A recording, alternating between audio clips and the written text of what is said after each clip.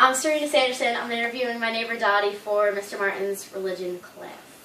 Okay, question 1. What is your religion? I am a Presbyterian, which is part of, now I forget. It's a Protestant religion that believes in God and the Bible. Okay, question 2. Did you grow up as a Presbyterian, or was this a personal choice? I grew up as a Presbyterian in a Presbyterian orphanage for 7 years. Okay. Question 3. Did you practice your religion growing up? If you didn't, did you at least go to church on holidays? When I was young, yes, I practiced my religion. As I got older, no. I don't believe that you need to go to church to be a good person and believe in God. Do you at least go on like Christmas Eve or any holidays? Not in the past 15 years. Okay. Question 4. Have you ever felt like God wasn't there for you, like He stopped believing in you? Yes, I do. I believe that, well, He took my husband at a young age, and I don't think that was fair. I think that He should have left him here with me, and so I believe that He kind of wasn't there for me. But He is now. Okay, question 5. Has a prayer of yours ever been answered? I'm sure it has. I can't give you any specific, but I know that prayers have been answered. If you remember any of them, what were you feeling, knowing that God was listening? I don't really recall at this time. I just know that some have been answered. Okay, question 6. How is your life believing in God different from others who don't believe? I don't know too many people that don't believe in God one way or another. But I've had a pretty good life, especially as I got older, so I really can't complain. But I really don't know anybody that doesn't believe in God and what their life is like. Do you believe like God understands everybody, even though it might not seem like it all the time? Oh yeah, oh yeah. Question 7. Have you ever had a near-death experience? Yes, I have. Do you want to explain it?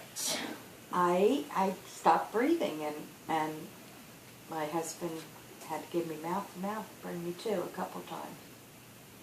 Do you remember what was happening, like if you had a heart attack or anything? No, actually, I don't. The doctors don't know why it happened. I had a bleeding ulcer, but they don't know why I stopped breathing. So. Do you remember seeing anything or what you felt in the moment? No, I don't remember anything about it. How Except when I old woke were? up. I'm sorry. How old was I? Yeah. I was probably in my late 30s, maybe early 40s. And it's only happened once? Yes.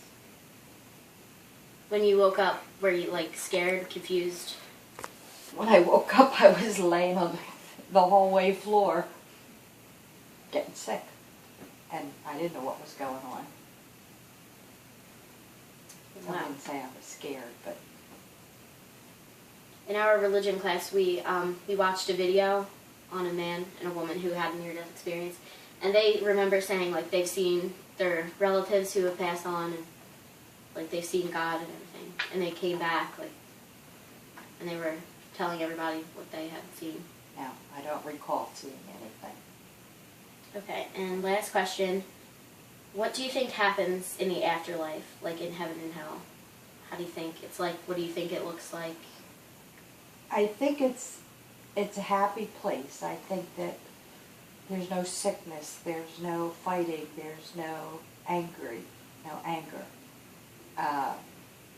But I don't think you see people as you see them on earth, because the bodies aren't really there, it's just the souls. So it's...